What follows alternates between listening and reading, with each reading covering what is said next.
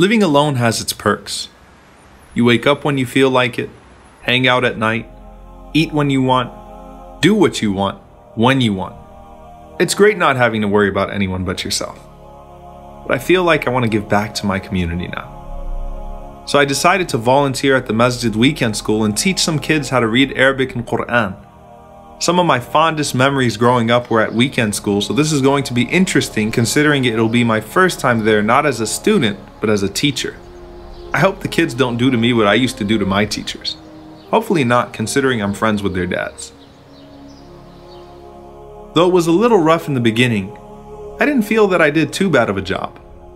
Eventually we got into a rhythm and the kids even seemed to be enjoying themselves. But then towards the end of class, I received a call from a good friend of mine. I could tell the kids were getting bored, but I didn't really care too much since their parents were supposed to pick them up in 10 minutes anyway. So I told the kids to just take a break and relax until I finished my call.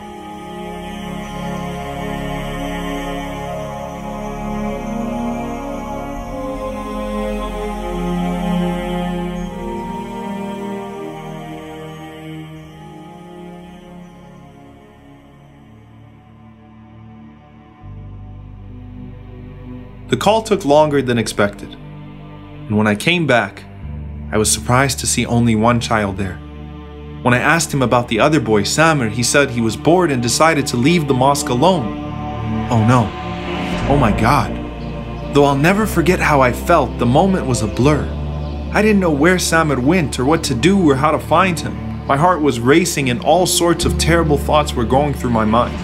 Then I remembered that I left another child at the mosque, so I had to go back and make sure that he didn't run off as well. As I ran back to the door of the mosque, right in front of me was Samir's father. And he could obviously see I was distressed, so when he asked me what happened, I told him that Samir left while I was on the phone and I wasn't paying attention and I couldn't find him. And at that moment, I'd wished I never even existed. It was a nightmare scene out of a movie. Though the boys were found, every time I think back to this incident, I get mad at myself for being so irresponsible and for not paying more attention to those kids.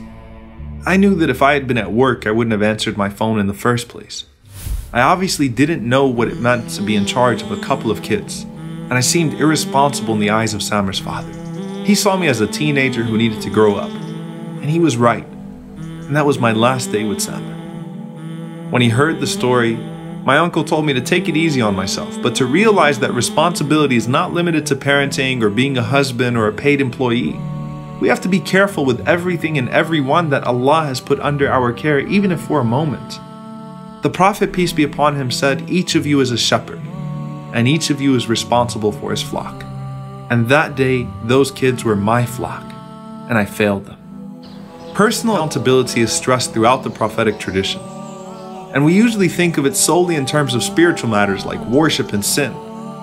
But our social obligations are just as important as our individual ones. And that's why you find that Umar ibn al-Khattab, as the leader of the greatest nation on earth, would cry, wondering if a donkey under his rule, but in a faraway land, would testify against him on the Day of Judgment for not fulfilling his rights towards it. The Prophet, peace be upon him, stressed the importance of avoiding heedlessness, whether you were walking on the road and came across something harmful, or hosting a guest, or walking past a neighbor, to pay attention to the rights of people around you, and in fact your entire environment. And when people give you a task or trust you with something, don't disappoint them. Anas radiallahu anhu says that one time the Prophet, peace be upon him, sent me on an errand and I got caught up with the other kids and started playing with them. So the Prophet, peace be upon him, came to me and gently admonished me, lovingly saying, "Unais," which was my nickname, "have you delivered what I asked you to?" Rasulullah, what would you have said to me that day when I almost lost that child? You taught us to be better than that, and to treat every child as our own, every place on earth as our home, and every stranger like family. Sallallahu alayka ya Rasulullah.